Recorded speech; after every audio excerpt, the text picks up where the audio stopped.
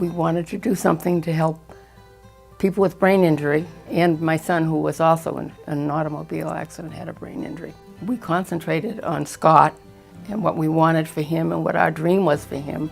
And we not only wanted him to have his independence, but we wanted other people to have their independence and the quality of life too. I had a brother who suffered a brain injury in a car accident. It wasn't something that anybody expected. It just happens, and it can happen to anyone at any time.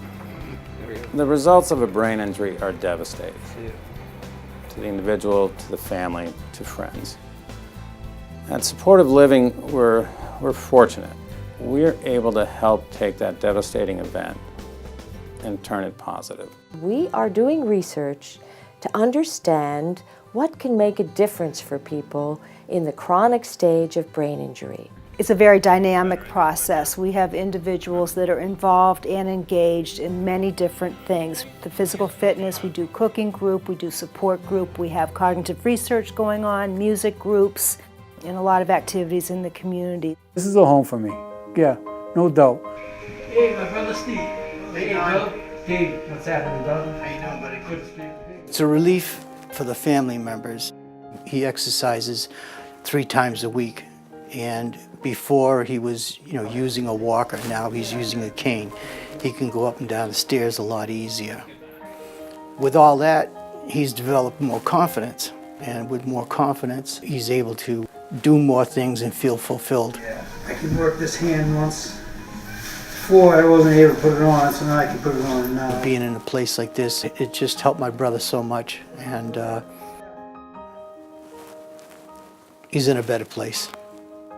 8 years ago, we got that call in the morning, 6 o'clock in the morning, saying my son was in a car accident. People really say it's the hardest thing. You never expect it to happen to you. When he was in the hospital, they thought that he had plateaued at a certain point and just didn't want to work with him anymore. They often used to say that once you hit 6 months, that's it. What you got is what you got. And that is absolutely not true. We are proving here at SLI through our wellness programs that recovery can occur for years and years and years.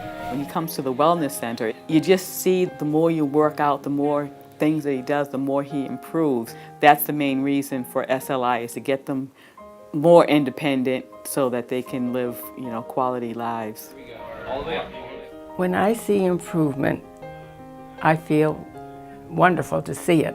I have a resident over at the Warren House, and every time I come in, he says, "Carol, I just love this place." And to me, that's gratifying enough. Scott has been enrolled in the wellness center over here, and he is now walking with assistance. He can go up and down stairs with assistance. When they have these therapies, it's important that it's ongoing, because if they don't, they forget it and they regress. My son had a traumatic brain injury 12 years ago. There are people that don't know what brain injury is, or they have a misconception. He's gained his independence. Living at Old Farm Rockport. Well, my son Paul was 27 years old. He was married for 1 year, starting a great life. And one night we got a phone call from his wife to come to the hospital because Paul had a brain aneurysm. I had a brain aneurysm, and that's why I'm here at SLI. SLI is a place where you can have fun. You have a lot of people where you can interact with. When you can interact with them, you can have meaningful conversations, and you can actually be together as friends. Paul is now living at Warren House in Woburn, and I'm extremely thrilled. When you walk into the homes, it's like, you walk in, it's like, wow. Because I was, for all these years, walking into a nursing home, into a facility, a building. Now you walk into a home, and that makes the biggest difference in the whole world. We're talking about people who had careers and lives, and now life is very different. But they remember being a capable person, and they remember having choices in life and making a difference for themselves and others, and being a contributor to society. And that's what they want again. They want to be able to contribute again. If supportive living wasn't around, I wondered where these people would be. And so we need support from all sorts of organizations and individuals. It just doesn't happen with a few people. It happens with a lot of people signing on to the cause and supporting it. I just wish there was more programs like it for people that are out there waiting. To be able to provide patients with that service to keep them going, to keep them moving, active, give them that therapy that they need, there's no telling how far they can go.